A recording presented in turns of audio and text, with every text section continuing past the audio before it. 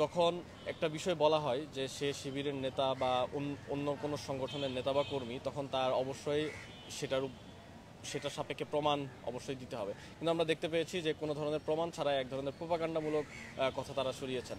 এক্ষেত্রে একটা কথা স্পষ্ট করা দরকার যে আমরা যখন ক্যাম্পাসে মুভ করি, অনেকের সাথে আমাদের দেখা হয়, অনেকের সাথে পরিচয় হয়।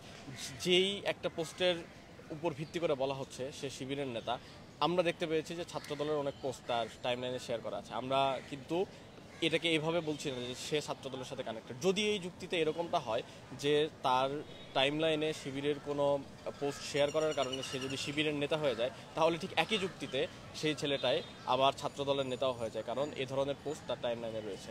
ফলে এই কাদা ছুড়াছুড়ির বাইরে যে আমরা মনে করি যে অপরাধ করেছে সেই অপরাধের শাস্তি হয়েছে, এবং এটাকে আমরা স্বাগত জানাই। কিন্তু এটাকে নিয়ে যে নোংরা রাজনীতি করার প্রবণতা আমরা দেখেছি গত 2 দিন, এইটা ব্যর্থ হয়েছে এবং তদন্ত কমিটির রিপোর্টেও এটা চলে এসেছে। তো তারা যখন আদর্শিকভাবে আমাদের মোকাবেলা করতে পারে না, তখন তারা প্রোপাগান্ডার সাহায্য নেয় এবং একটা আমাদেরকে ভিলিফাই করার প্রচেষ্টা থাকে। কারণ আমরা শিক্ষার্থীদের কাছে যাচ্ছি, যথাযথ রেসপন্স পাচ্ছি, তারা আমাদেরকে গ্রহণ করছেন। এই বিষয়টি তারা যখন মেনে নিতে পারছে না, তখনই তারা মিথ্যার আশ্রয় নিচ্ছে। ফলে আমরা সবাইকে অনুরোধ করব যে কনস্ট্রাকটিভ যেই কাজ, সেই কাজের মাধ্যমে শিক্ষার্থীদের কাছে পৌঁছে যাওয়া যায়। এ ধরনের নেগেটিভ ক্যাম্পেইন, আরেকজনের বিরুদ্ধে মিথ্যা প্রোপাগান্ডা চালিয়ে আসলে শিক্ষার্থীদের কাছে যাওয়া যায় না। যদি কোনো রাজনৈতিক দল এই ন্যারেটিভ তৈরি করার চেষ্টা করে, তাহলে তারা বরং আস্থা করে নিক্ষিপ্ত হবে, শিক্ষার্থীরা তাদেরকে প্রতিহত করবে। কারণ হচ্ছে যে আমরা দীর্ঘ সংগ্রাম এবং দীর্ঘ ত্যাগের বিনিময়ে আমরা আমাদের এই বাংলাদেশ পেয়েছি, নতুন একটা স্বাধীনতা পেয়েছি।